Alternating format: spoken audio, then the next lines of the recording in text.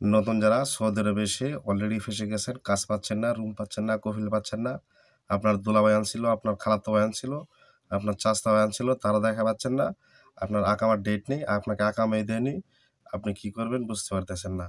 তখন কিন্তু TikTok, YouTube, Facebook অনেক জায়গায় দেখতেছেন যে অনেকেই কাজ দিচ্ছে, ঠিক আছে? তারা একটা পার্সোনাল নাম্বার দিচ্ছে, ফোন দেওয়ার পরে বলতেছে যে ৫০০, ১,০০০, ২,০০০ টাকা দাও, তোমাকে আমি কাম দিচ্ছি, অনেক ভালো কাজ, হোটেলে, কফি শপে তোমাকে কাফেলা করে নেবে, ২,০০০ টাকা বেতন, ২৫০০ টাকা বেতন। টাকা দেওয়ার পরে দেখা গেছে যে তার নাম্বারটা ব্লক করে দেয়। অনেক সময় দেখা গেছে যে ওই জায়গায় গিয়ে কাজ দেয়, কাজ দেওয়ার ১ সপ্তাহ ১০ দিন পরে দেখে যে তার কাজটা চলে গেছে। মালিক বলে যে তোমাকে প্রয়োজন নেই, তোমার কাজ ভালো না, এইরকম অনেক ঝামেলা। তো যারা নাকি অলরেডি সৌদি আরব এসে এইভাবে ফেঁসে গেছেন, যারা নাকি বাংলাদেশ থেকে নতুন আসতেছেন, তো আজকে এই ভিডিওটা সম্পূর্ণ দেখুন, তাহলে সৌদি আরব দালাল থেকে আপনি সবসময় বিরত থাকতে পারবেন এবং আপনি ফেঁসে যাবেন না। আর আমি আপনাদেরকে বলবো যে আপনি ফেসবুক, ইউটিউব, টিকটকে এরকম লোক দেখার পরে যে অনেক ভালো লোক খুব সুন্দর কথা বলতেছে, পার্সোনালি ইনবক্সে নিয়ে একটা নাম্বার ধরিয়ে দিচ্ছে, ফোন দিচ্ছেন, কথা বলছে, বলতেছে টাকা লাগবে। তো যারা নাকি সমস্যায় পড়ে গেছে প্রবাসে এসে, তাদের মাথা কিন্তু তখন অত বেশি কাজ করে না।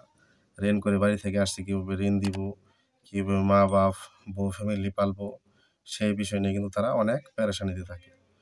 তো আমি আজকে আপনাদেরকে বলবো যে আপনারা দালাল কীভাবে চিনবেন এবং দালালরা আপনাদেরকে কি করে ফাঁসিয়ে কাজ দেয়, তারপর আপনার কাজটি থাকে না, এর পেছনে কী চলে সেটাও বলবো। তো ভিডিওটা স্কিপ না করে দেখতে থাকুন। প্রথম হচ্ছে আপনাকে কেউ যদি বলে যে কাজ দিবে, যে টাকা লাগবে, আপনার কথা হচ্ছে হ্যাঁ, যে আমি টাকা দিব, ঠিক আছে, আমার কাফেলা আগে 100% হতে হবে, তারপরে আমি টাকা দিব, তার আগে ১ টাকাও দিব না। যদি সে প্রকৃত সলিড লোক হয় সেটাতে কিন্তু রাজি হবে, আর যদি সে ধান্দাবাজ হয় তাহলে কিন্তু সেটাতে রাজি হবে না। বলে ৫০০ টাকা দেন, কাগজ টাগজ এই সেই ভুগিচুগি বের করতে হবে। সব ফালতু কথা, ফাও কথা, ঠিক আছে? আপনারা ১ টাকাও দিবেন না। প্রথমে কিন্তু দেখা যাচ্ছে যে ২,০০০, ৫০০, ১৫০০ টাকা চায়, পরে ৫০০ টাকা দেন, কাগজপত্র রেডি করতে হবে। তো ৫০০ টাকা নেওয়ার পরেই কিন্তু আপনাকে ব্লক করে দিবে।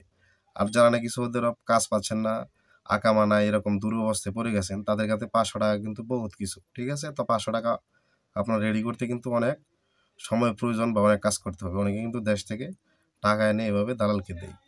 তো প্রথম কথা হচ্ছে আপনারা কখনোই, কেউ যদি বলে আপনাকে কাফেলা করে নিবে, আপনি বলবেন যে কাফেলা হওয়ার পরে আপনার যে ডিমান্ড আছে, ৫০০ হোক, ১,০০০ হোক, ২,০০০ হোক, তারপরে আমি সব টাকা দিব। যখন আপনি আপনার ওয়েবসাইটে দেখবেন যে আপনার কাফেলা কমপ্লিট হয়েছে বা আপনার ফোনে মেসেজ আসবে, তখন তাকে আপনি খুশি করবেন, ঠিক আছে? তার আগে যদি ১০০ টাকাও দিতে বলে, একটা টাকাও দিবেন না, ঠিক আছে? তাহলে দেখবেন যে সে যদি প্রকৃত আপনার ভালো চায়, তাহলে সে কিন্তু আপনার কাফেলা করে তারপরে তার যে প্রাপ্যটা আছে সে নিতে চাইবে। আর তার আগে যদি টাকা চায় তাহলে বুঝবেন যে সে ফল্ট, ঠিক আছে? আপনি টাকা দিলে, মানে যদি ১ টাকা দেন, ১ টাকায় আপনার জলে চলে যাবে। অনেকেই আমাকে মনে করে যে ভাই আমাকে এক দালাল কাজ দিছিল, ১ সপ্তাহ যাওয়ার পরে আমার দোষে কাজটা চলে গেছে। তো সে কিন্তু এই বিষয়টা বুঝতে পারে না, দালালের চক্রটা। অনেক দালাল আছে আপনাকে কাজ দেওয়ার কথা বলে, সে ধরেন এক জায়গায় বলবে হোটেলে বেতন ২,০০০ টাকা, ১০ জন লোক লাগবে, ঠিক আছে? ১০ জন লোক যাবে, বলবে ২,০০০, ৩,০০০ টাকা করে লাগবে, ১,০০০ টাকা করে লাগবে। আপনি ১,০০০ টাকা দিবেন।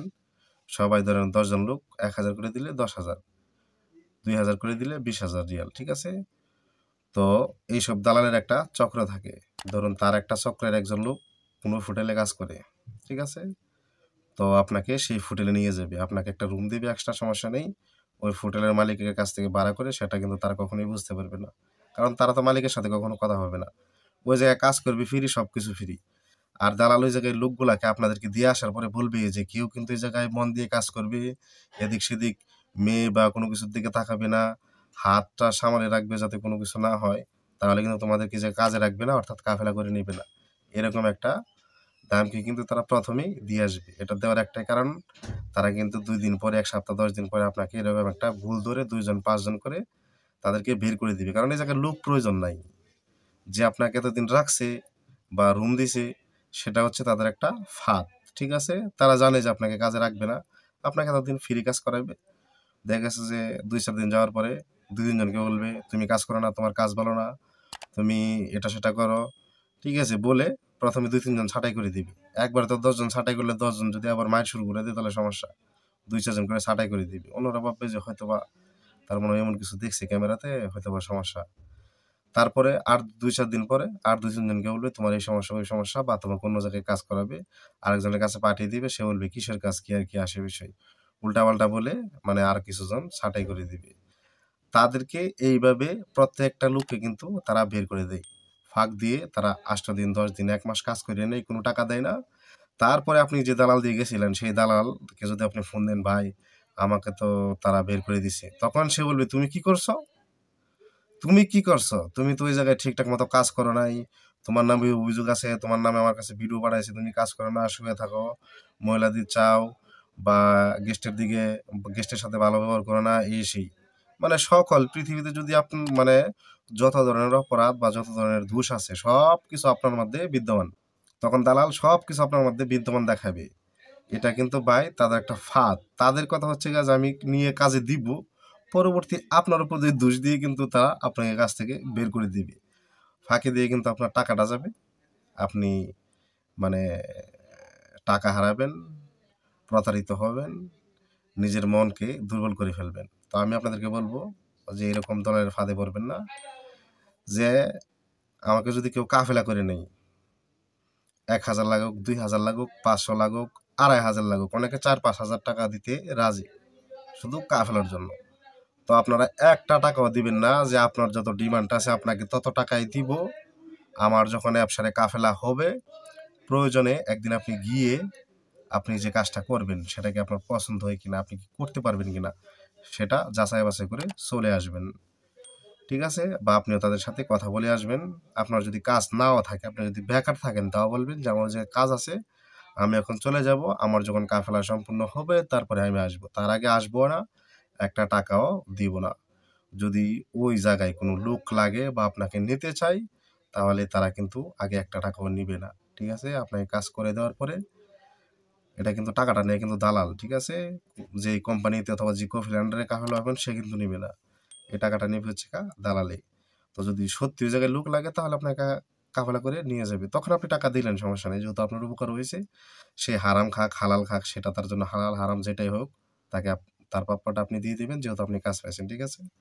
আর যদি আগে টাকা চাই, প্রত্যেকের কাছে হাত জোড় করে অনুরোধ করব, কেউ একটা টাকা দিয়ে এই প্রবাসে এসে এমনিতেই ফেঁসে গেছেন, আর টাকা পয়সা দিয়ে আর ফাইসেন না, আর নষ্ট করেন না টাকা, ঋণের বোঝা আর বাড়ায়েন না। ঠিক আছে? আল্লাহর কাছে নামাজ পড়ুন, আল্লাহর কাছে বলুন।